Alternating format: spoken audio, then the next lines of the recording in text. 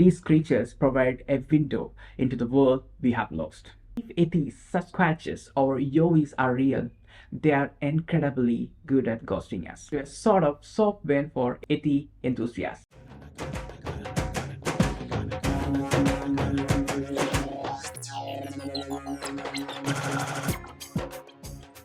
In North America, they speak of Bigfoot. In Australia, they tell of the Yoi. In the Himalayas, there is the Yeti. For believers, the existence of these myths arising apparently independently from one another, it is convincing enough evidence that these creatures may actually exist. Others believe these stories are evidence not of distant evolutionary cousins existing in the wild just outside our view.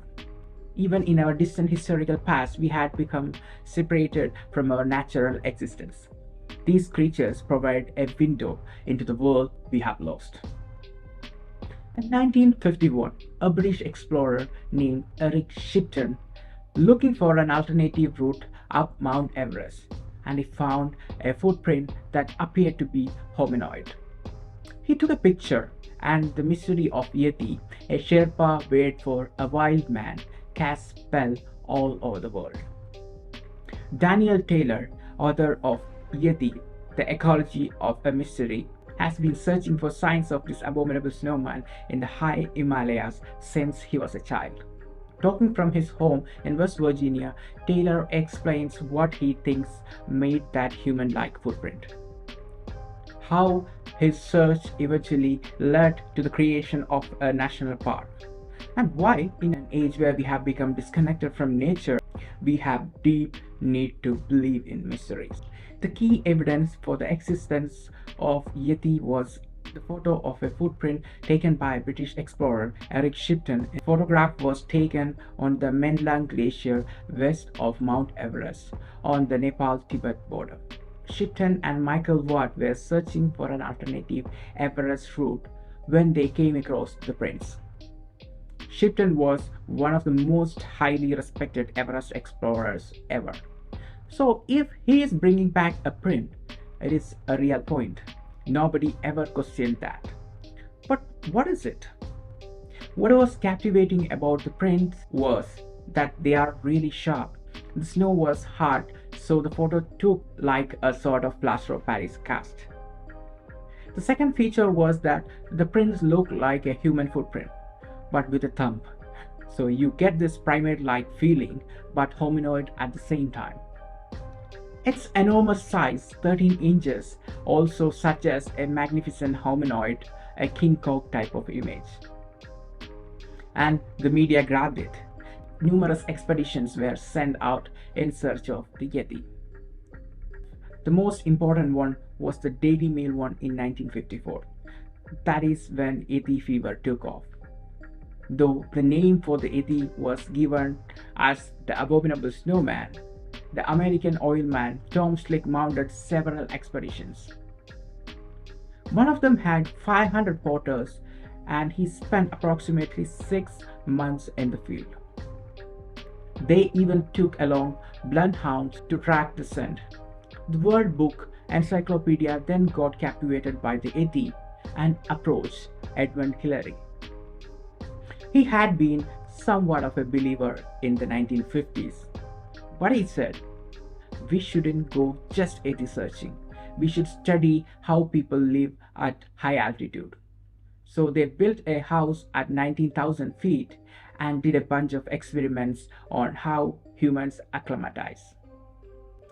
They are the ones who first made the distinction between the Sherpa belief in the Yeti and the Yeti as a mysterious hominoid that lives in the mountains. These researchers eventually become focused on a wild area of Nepal known as Barun Valley. The Barun Valley brings in more moisture than any other valleys in the Himalayan system. That means the Barun is really a dense jungle with a lot of rain. That is why people didn't settle in. If you are looking for the last readout of the wild, it is this valley. It is so dense that very few people have actually entered it. Even the locals live on its edge. A local hunter Daniel worked with said he thought what Daniel found was a tree bear. Daniel never heard of a tree bear in this region. Suddenly, they had an explanation for where the thumb came from. A bear that lives in a tree forces an inner digit down so it can make an opposable grip. Normal bears cannot make an opposable grip.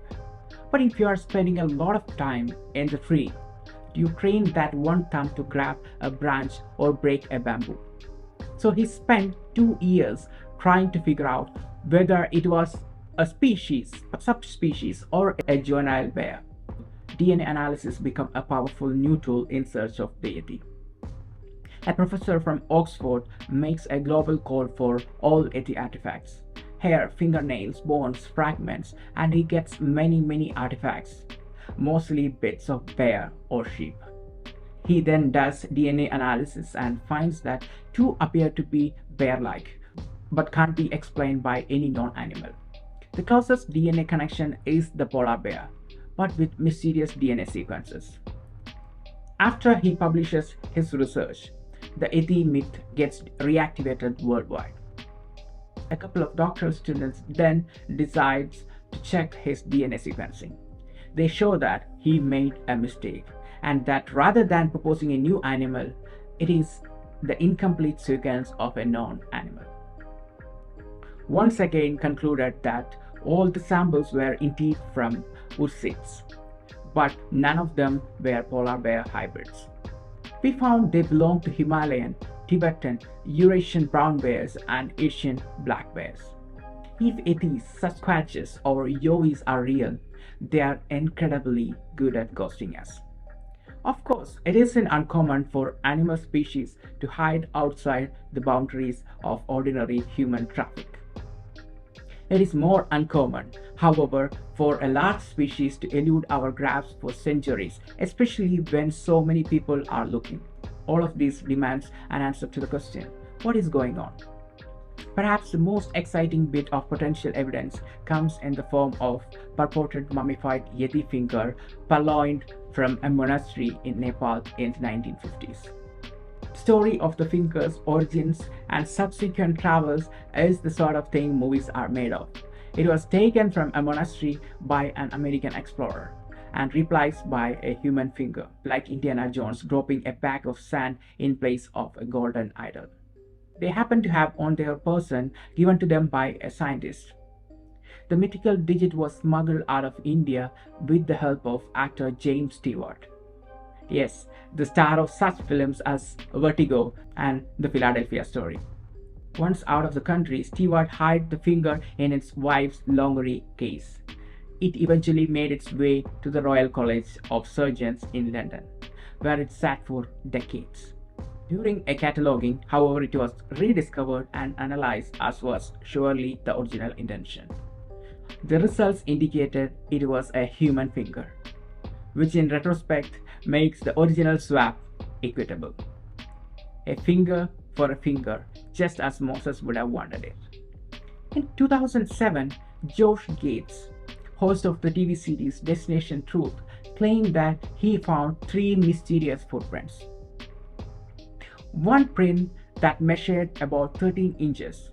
Gates said that he could not identify what made them, but that they are very similar to other strange tracks previously found in the Himalayas and attributed to the Yeti. To Gates and his television crew, this apparently seems like strong evidence for the elusive creature. The find made international news, with outlets including Reuters covering the story. Yet, there is a scientific explanation for many Yeti footprints.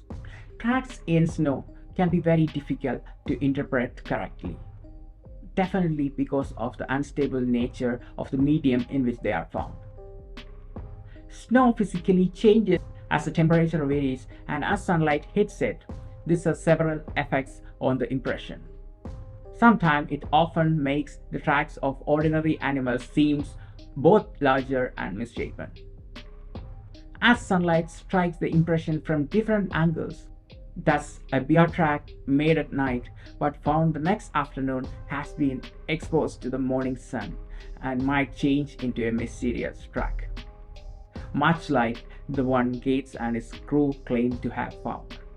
The Indian Army in 2019 claimed it had discovered a mysterious footprint of Yeti, and Army took it to the Twitter. The Army said its mountaineering expedition team had found its footprints, measuring 32 inches near the Makalu base camp in Nepal on April 9, 2019. It posted a picture of its sightings too. A review of the recent footprints reported by the Indian Army is consistent with the overlapping footprints of a mother bear and a following cub. But it was just an assumption. But on the other side, researchers say it could never be a four-legged animal, because spots of four-legged animals do not have such prints as is being seen in the picture. It is good with controlling disorientation over slopes, and this must have been achieved with a practice of many years. A bear could definitely stand on 2 feet, but full-length walk is definitely not its way of living. But what if it is a highly intelligent creature that was evolved from some sort of bears? When reviewing multiple hair samples collected over decades, genetics professor Brian Skies found they match the genome of bears. According to Brian, there may be a real-life animal behind the Yeti legend, namely an ancient bear, the predecessor to both brown bears and polar bears. At least that's what the DNA evidence suggests.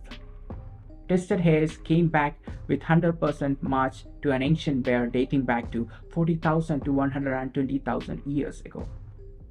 It is possible, though, that bears still exist, or that recent hybridization between polar bears and brown bears has resulted in similar animal.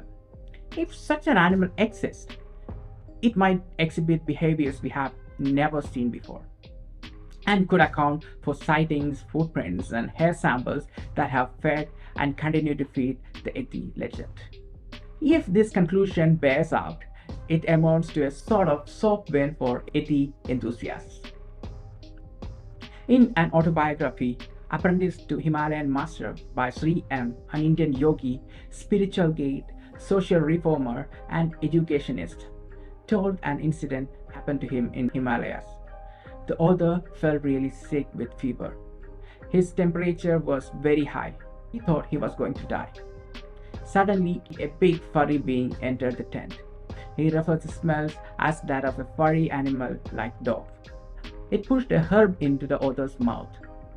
He couldn't help but swallow, and the being bounded away. He was frozen with fear. Couldn't say anything. The Sherpa came with his guru. He told everything to them, and to his amaze, the fever disappeared on the next day, and that too completely. He then asked his master, his guru, a Himalayan yogi and a disciple of Babaji, whether that was really Yeti which he had seen. His master replied that it is better not to tell this incident to anyone because nobody would believe you. But the guru seems familiar with the creature, referring it as the being that came to help you. I know, most of us are skeptical about these topics, and the countless number of folk stories made on this must be having a large role to this. But let's think it this way. The Himalaya is the highest mountain range in the whole world and has 9 out of 10 of the world's highest peaks, including Mount Everest. These mountains, referred to as the third pole, are the source of some of Asia's major rivers and helps to regulate our planet's climate. Their total area amounts to be about 230,000 square miles, which is approximately 595,000 square kilometers. Though India, Nepal, and Bhutan have sovereignty over most of Himalayas, Pakistan and China also occupy parts of them. And it is filled with natural caves and habitats that harbors thousands of different species, including over 10,000 plants, 900 species of birds, and 300 species of mammals, many of which are endangered. Its grasslands are home to densest population of Bengal tigers, Asian elephants, one-horned rhino, and few red pandas. And the actual exploration we have done is very little. Only what we have done is aerial surveys. The only reason to this is its structure. and the extreme weather condition. So who could say blindly that Yeti is a myth? What if it's a higher being that is incredibly good at ghosting us, that doesn't want to talk to us? The deep mystery at our core is that we want to be connected to the great beyond, and we need symbols to help us understand the connection. That is why we believe in God or Loch Ness Monster. Throughout human history and across human cultures, we have developed messengers. We have developed messengers from the great beyond.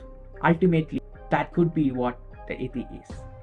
What do you think about the legend of Yeti? Let me know in the comment section. Thank you.